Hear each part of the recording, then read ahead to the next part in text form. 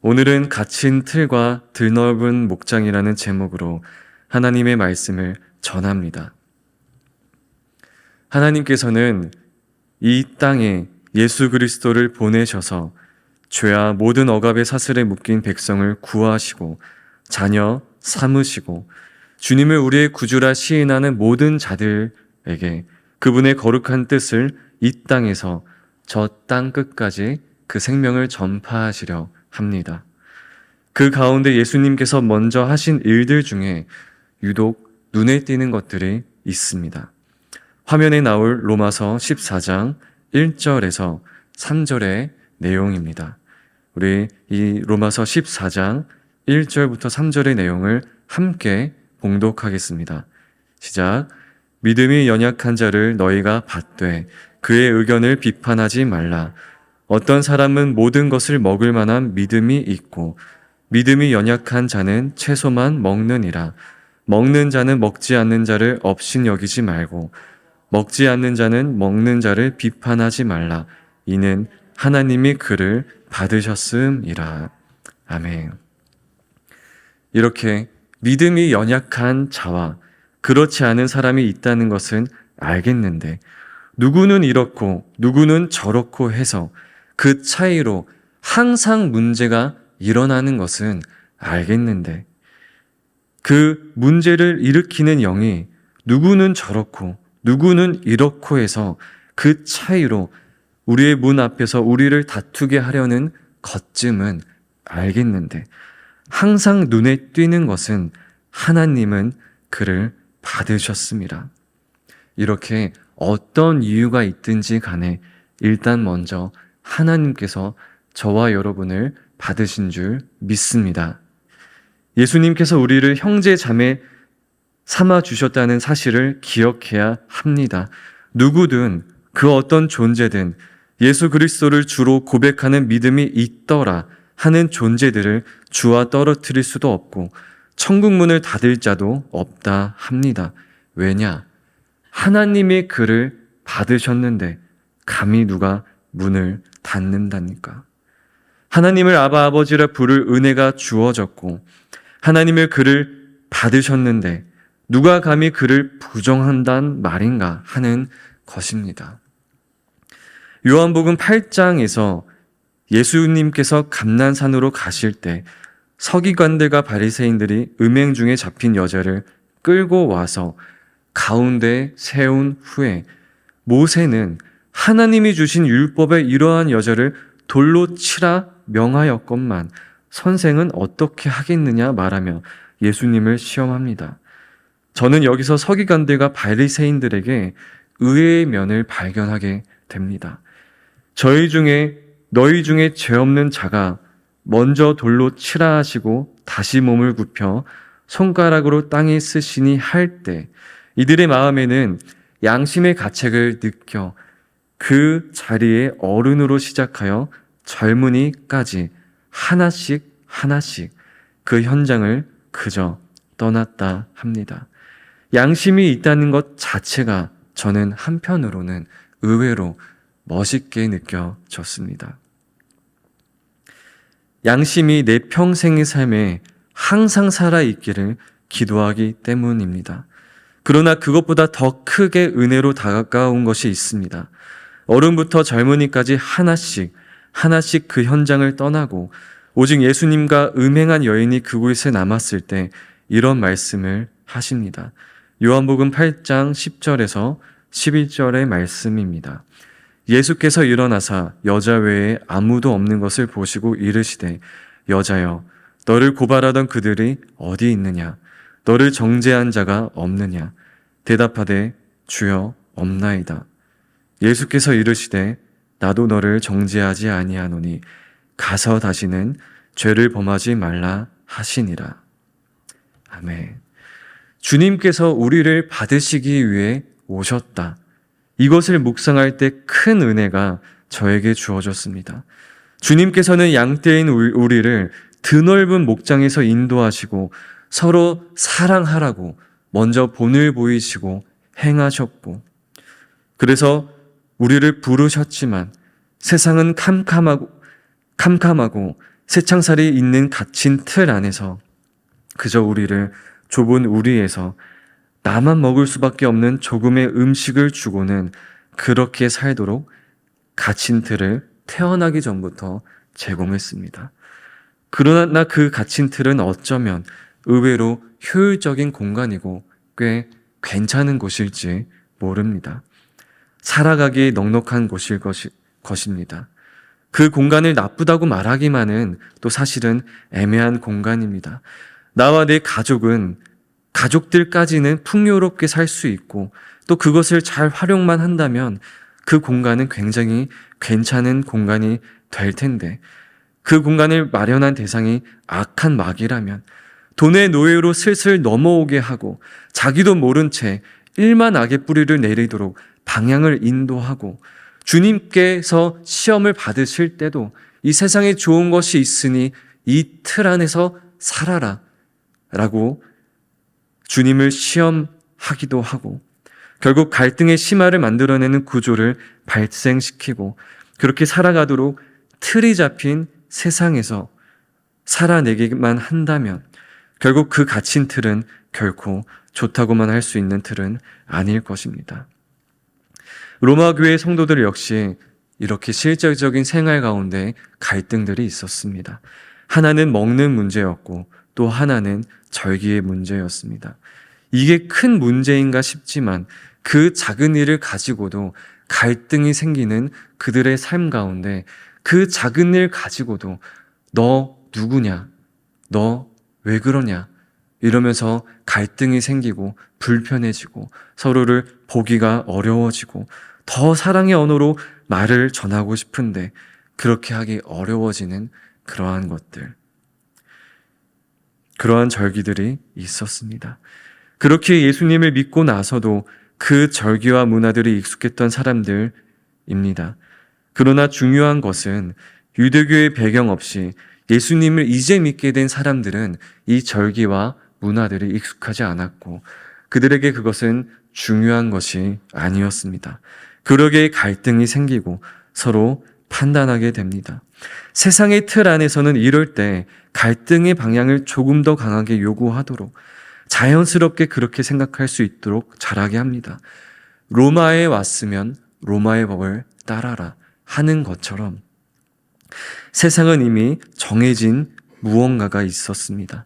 나와 다르니까, 우리와 다르니까 이럴 때는 이렇게 해야 한다는 가르침들부터, 어른들이 어렸을 적부터 갈등만 생기면 칼 들고 전쟁을 하니까 그것이 자연스러웠던 예전부터 그것이 답습되어 왔기에 세상의 틀은 점점 고착화되었고 전쟁하며 자신들의 땅을 넓혀가는 것이 그 2000년 전에는 당연해졌습니다.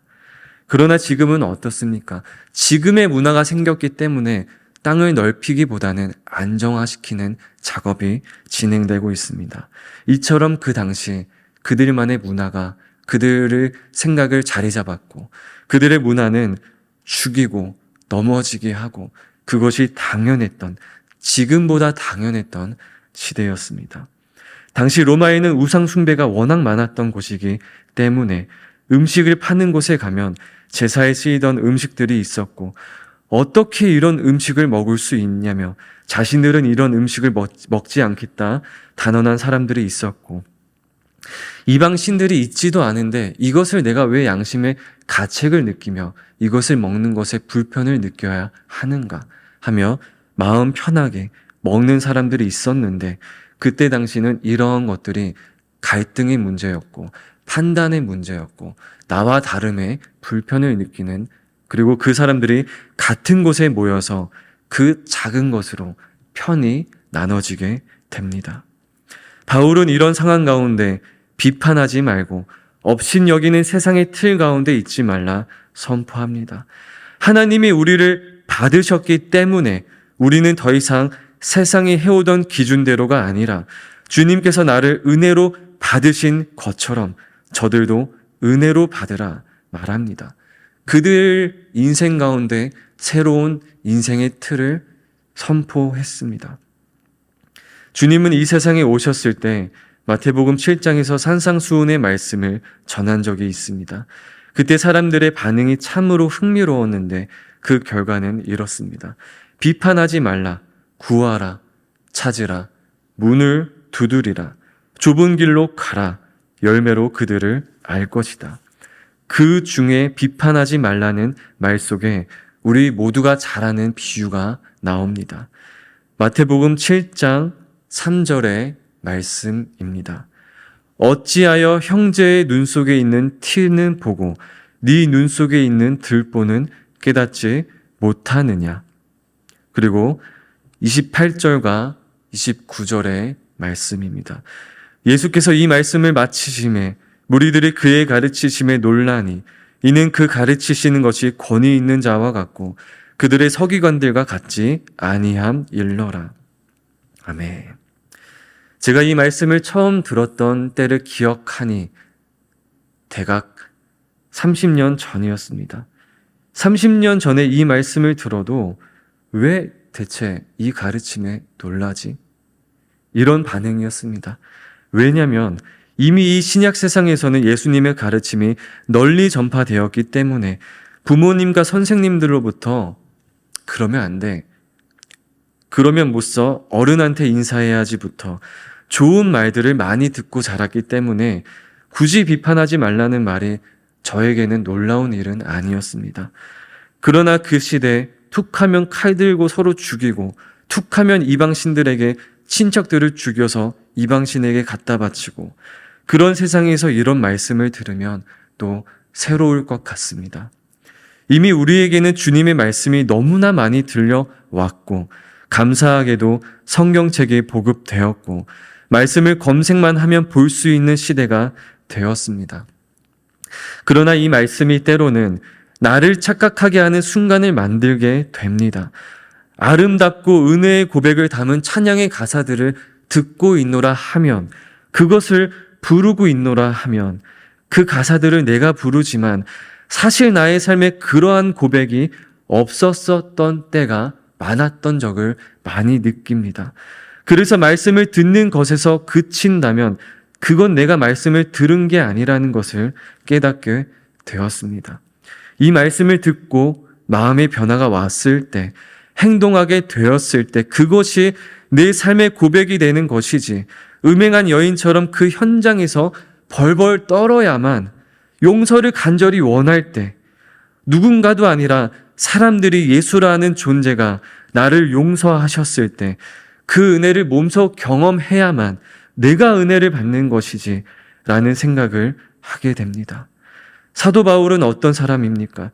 유대인 중에 유대인이었던 사울이 기독교인들을 핍박하고 심지어 스데반 집사를 돌로 쳐 죽이라 명령하다가 다메섹 도상에서 예수님을 만나 변화된 그의 인생은 오늘 말씀 8절처럼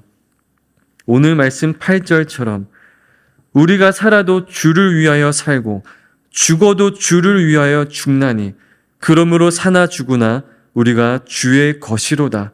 이런 변화가 생기게 되었습니다. 제가 지금 이 말씀을 10년 전, 20년 전 이 말씀을 고백한다 하더라도 이것이 내 마음 가운데 진정으로 고백되는 말씀일까? 그 순간순간 정말 20년 전에 나한테 이런 일이 있었다면 이것이 내 고백이 되겠지만, 이러한 고백이 없이 그저 말씀으로 들었다면 이것은 우리가 기도해야 될 말씀인 줄 믿습니다. 세상의 틀에서 왜 이런 변화가 바울에게 생긴 것입니까? 주님의 들넓은 세계로 진입했기 때문에, 주님이 사도 바울을 받으셨기 때문에, 삶의 기준이 세상에서 로마의 법을 따르라고 했던 로마 시민이었던 사도 바울의 삶에서 주님의 가르침을 따라 살게 되었던 그 은혜를 경험한 특별한 은혜가 있었기 때문이었습니다. 그러기에 사도 바울은 복음을 전하는 사람으로 특별하게 세우심을 받게 되었습니다. 그 바울은 자신의 인생에서 더 좋은 것을 찾았기 때문에, 이미 열심히 있었던 그 바울의 인생에는 박해하는 인생에서, 하나님을 믿는 그 인생에서 더 좋은 것을 찾았기 때문에, 갈등이 생길 상황에서 예전처럼 돌을 쳐 죽이라, 갈등을 부추기는 것보다 갈등의 문제를 다루어 그 존재가, 그 연약한 존재가 더 주님께 나아올 수 있도록, 주님이 죽을 수밖에 없고 죄가 그득했던 우리를 받으셨으니 우리도 갈등을 부추기는 존재가 아니라 모두가 주님께 나아올 수 있도록 바울은 그 방향을 잡게 되었습니다. 어떤 방향이죠? 도메섹 그 도상으로 갔던 방향은 사람을 죽이기 위한 방향이었는데 이제는 사람을 살리기 위한, 주님처럼 용서하기 위한, 옳은 곳으로 인도하기 위한, 연약한 자를 바로 세우기 위한 그 방향으로 인생의 방향을 틉니다. 결코 말씀이 약해지거나 가벼워지거나 율법이 폐해지는 것이 아니라 율법을 완성케 하기 위해 이곳에 오신 예수님의 가르침을 따라 사는, 말씀을 더 제대로 지키기 위해 이미 열심히 있었던 사도 바울의 그 삶에는, 이미 헌신되었던 그 삶에 완전해진, 자기가 정말 따르고 싶었던 그 인생을 따라가게 되었습니다. 마태복음 13장 밭에 감추인 보화의 말씀을 보게 될 때 이제 화면에 나오게 되는 이 말씀 가운데 사도 바울의 인생이 떠오르게 됩니다. 천국은 마치 밭에 감추인 보화와 같으니 사람이 이를 발견한 후 숨겨두고 기뻐하며 돌아가서 자기의 소유를 다 팔아 그 밭을 사느니라. 이후부터 같이 읽겠습니다. 또 천국은 마치 좋은 진주를 구하는 장사와 같으니 그 값진 진주 하나를 발견하매 가서 자기의 소유를 다 팔아 그 진주를 사느니라.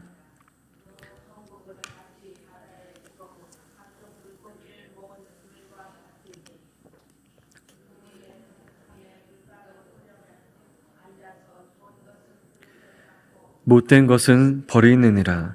세상 끝에도 이러하리라. 천사들이 와서 의인 중에서 악인을 갈아내어 불뭇불에 던져 넣으니 거기서 울며 이를 갈리라. 아멘. 밭에 감추인 그 보화를 찾았을 때 그 인생은 변화가 됩니다. 생각해 보자면 내가 정말 원하는 그것이 있다면, 알고 보니까 이것이 더 좋은 것이 있다면 내 전부를 내어두고서라도 그 새로운 것들을 찾게 될 것입니다. 사도 바울이 그러했고 음행한 여인도 이제 정말 더 좋은 것을 찾았으니, 용서를 받은 그 은혜를 주님께 직접 받았으니 가서 다시는 죄를 짓지 말라는 그 주님의 은혜가 더 좋은 것을 찾지 않았을까 생각하게 됩니다. 밭에 귀한 무언가를 발견하게 되었다면 더 이상 저런 걸 먹느냐, 저걸 어떻게 먹느냐, 그렇게 예민하게 굴 필요도 없고 별로 중요하지도 않고 정말 더 중요한 것을 기억하라는 사도 바울의 말이었습니다. 우리에게 구원이 임했으니, 말씀이시고 구원이신 주님이 이 세상에 오셨으니, 우리에게 다가오셨으니 두렵고 떨림으로 구원을 이루라는 그 말씀에 초점을 가장 잡아야 한다고 합니다. 10절 말씀을 보면 네가 어찌하여 네 형제를 비판하느냐, 어찌하여 네 형제를 업신 여기느냐, 우리가 다 하나님의 심판대 앞에 서리라. 결국에 우리가 다 하나님의 심판대 앞에 서게 된다 말합니다. 누구든지 하나님의 심판대 앞에 서게 될 거라 말합니다. 모든 무릎이 하나님 앞에 무릎을 꿇게 될 것이고 모든 혀가 하나님께 스스로, 그 권세 앞에서 스스로 자백하게 될 것이라는 것입니다. 그 누구나 자기 일을 하나님께 짓고 하리라 말합니다. 그런 주님께서 바울을 통해 어찌하여 형제를 판단하느냐, 어찌하여 업신 여기느냐 하는 것입니다. 심판하실 분은 오직 하나님 한 분밖에 없는데 어찌 네가 심판자가 되느냐 하는 말인 것이죠. 그런데 여기서 우리가 어떻게 판단을 하지 못할까? 판단을 하지 않는 그것이 상상이 되는가? 누군가 잘못한 일이 있다면, 누군가 무언가 실수를 했다라면 우리 마음 가운데 판단하지 못하는 것이 당연한가? 이것이 꽤 어렵게 느껴지기도 합니다. 그것이 어쩌면 우리가 태어나고서부터 가르침을 받았던 세상의 기준이 우리를 가르쳤기 때문이 아닐까 생각하게 됩니다. 우리는 이 시대에서 누군가의 옳고 그름을 판단할 수 있습니다. 그러나 그 판단의 중심이 다스려지지 않고 제멋대로 행동하여 다스려지지 않는다면, 그것이 방종이 된다면, 서기관과 바리새인처럼 세상의 기준에 그득히 익숙했던 것처럼 음행한 여인을 돌로 쳐 죽일 생각만 하게 되는 순간이 오게 될지 모릅니다. 우리 이 시대를 사는 우리 문화 가운데는 그런 건 없지만 조금 넓게 생각하면 북한의 땅이 그렇지 않을까. 자기가 살기 위해서 가족을 파는 그 일상들을 듣게 되었을 때 이 말씀이 그저 완전 불가능한 일은 아니지 않을까. 언젠가 우리 인생 가운데도 이런 일들이 올 수 있지 않을까. 전쟁이 선포되지 않았는데, 사이렌이 울리지 않았는데, 그런 평화의 시대를 사는데 그런 날이 또 올 수 있지 않을까. 그렇게 두렵고 떨리는 마음이 또 오기도 합니다. 실제로 이스라엘 백성들 가운데 축제가 한창인 그때 행글라이더 같은 것들을 타고 그 이스라엘 땅에 와서 그 사람들을 포로로 잡았던 게 불과 한두 달 전이었다는 사실을 기억하니까 참 이런 말씀들이 우리 세상에 실제로 다가올 수 있구나 하는 것을 생각해 보게 됩니다. 그러기에 주님께서는 우리에게 새로운 기준들을 계속 말씀하시는 것이 아닌가. 결국 우리가 던지는 그 돌이 우리 자녀들에게 돌아올 것이 아닐까. 우리가 물려주는 그 인생의 그 세상들이, 그 사도 바울도 태어나면서 답습했던 그 세상의 기준들이, 그것이 결국에 스데반이 돌로 쳐 죽임을 당했고, 그런 것처럼 우리가 남겨지는 그 기준들이 우리 자녀들에게 돌아오게 될 것이 아닐까. 그런 생각을 해보게 됩니다. 우리 입술을 통해 주님이 말씀을 예언하게 하시고 선포하게 하시고 주님의 다스림을 따르는 그런 세상을 꿈꾸게 하시면서 계속 말씀을 전하시면서 서로를 주께 인도하는 존재를 부르고 계시는 것은 아닐까? 잘못을 바로잡으시기 위해서, 우리 인생 가운데 열매를 맺게 하기 위해서 우리에게 계속 권면의 말씀을 전하는 건 아닐까? 젊은이들은, 어른들은, 아이들은 예언을 하고 그 말씀들이 있지 않습니까? 그 말씀이 결국에 무엇입니까? 무엇을 꿈꾸게 하기 위함이겠습니까? 주님이 통치하시는 그 아름다운 세상을 꿈꾸게 하기 위해서 어른들한테 하나님의 말씀을 예언하라 우리에게 말하는 것이 아니겠습니까? 하나님의 말씀을 선포해서 새로운 기준을 전해서 우리 다음 세대들이 더 좋은 세상을, 더 주님이 선포하시는 세상을 살게 하기 위함이 아닐까 생각합니다. 우리 모두 하나님의 심판대 앞에 설 자들이기 때문에 우리가 말하는 그것으로 우리의 입술로 누군가를 무너지게 하는 것은 위험하지만, 주님이 정말 우리에게 말씀하시는 것은 너 누군가를 무너지게 하지 말라 말씀하는 게 아니라, 내가 너를 끝까지 사랑하니 너가 내 앞에 서게 될 존재이니, 더 위험한 것은 우리가 던지는 그 돌이 결국 그 심판대 앞에서 우리가 하나님 앞에서 직구하게 될 열매가 되지 않을까. 그것 때문에 우리를 방종하지 않기 위해서 우리가 자백하는 그 열매가 주의 열매가 되기 위해, 성령의 열매가 되게 하기 위해서 우리를 계속 인도하시는 것이 아닐까 생각하게 됩니다. 하나님께서 받으신 그들은 나까지 포함이 됩니다. 그러기에 내가 심판의 자리에 서게 된다면 결국 그 돌이 나에게도 돌아오기 된다면 하나님이 받으셨는데 그 은혜가 있는데 그 돌을 어떻게 나에게 던지겠는가? 누군가에게 던지는 것이 아니라 던질 수도 없지만 나 자신에게도 상처를 어떻게 입힐 수 있겠는가? 이 두 개가 합친 것이 아닐까?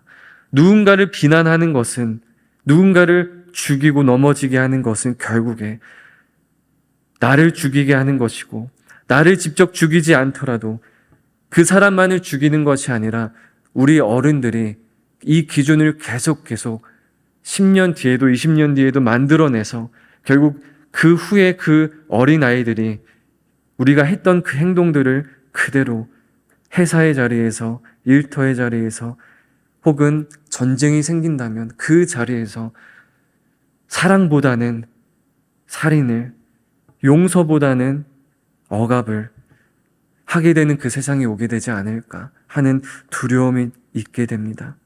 다른 일들도 그렇기 때문에 우리 삶에 주님께서는 목적을 가르쳐 주시기 위해서 주님께서 사도 바울을 통해 그 시대 교회에게 말씀하셨습니다. 그 시대 교회에게 말씀하신 내용은 어쩌면 지금까지도 우리에게 말씀하시는 것이 아닐까 생각합니다. 그러기에 우리는 기도해야 되는 존재인 줄 믿습니다. 북한에 있는 그 땅에 있는 사람들에게, 외국에 있는 그 아이들에게 우리는 복음을 전해야 되고 그것에 우리는 목적을 둬야 되고 오늘의 말씀처럼 우리가 살아도 주를 위하여 살고 죽어도 주를 위하여 죽나니 그러므로 사나 죽으나 우리가 주의 것이로다. 이 말씀은 세상의 기준이 아니라 하나님의 기준이고 세상의 기준은 우리가 살아도 주를 위하여 사는 것이 아니라 나를 위하여 살고 죽어도 나를 위하여 죽고 이것이 어쩌면 태어나면서 제가 들었던 태어나면서 어떻게 그렇게 순진하게 사냐? 어떻게 살면서 그렇게 훗날을 생각하느냐? 이런 말씀들을 많이 들었지만 또 어쩌면 나는 내 인생은 또 그렇게 살아갈 수도 있지만 말씀 앞에만 설 때 이때만이라도 정말 고민하고 기도하는 것은 주님, 내 인생 가운데 양심이 주님 앞에 서게 될 때 그 양심이 내 형제를 비판하는 인생이 아니라 내가 은혜를 받았으니 나도 은혜를 끼치는 인생이 될 수 있도록 나를 인도해 달라고 이런 기도가 생깁니다. 한번 생각해 보게 된다면 그런 인생이었으면, 그런 세상이었으면 이스라엘 땅에서 전쟁이 있었을까? 우크라이나 그 땅에 전쟁이 있었을까? 하는 생각이 듭니다. 그래서 우리 이 말씀 가운데 기록되었던 것처럼 주께서 이르시되 내가 살았노니 모든 무릎이 내게 꿇을 것이요 모든 혀가 하나님께 자백하리라. 이 말씀처럼 우리 혀가, 우리 무릎이 주님 앞에 무릎을 꿇게 되었을 때 내가 정말 주님을 위해서 살았다고, 내가 정말로 주를 위해 살았다고 고백할 수 있는 저와 여러분 되기를 간절히 기도합니다. 이 시간 우리 기도하면서 주 앞에 나아가도록 하겠습니다.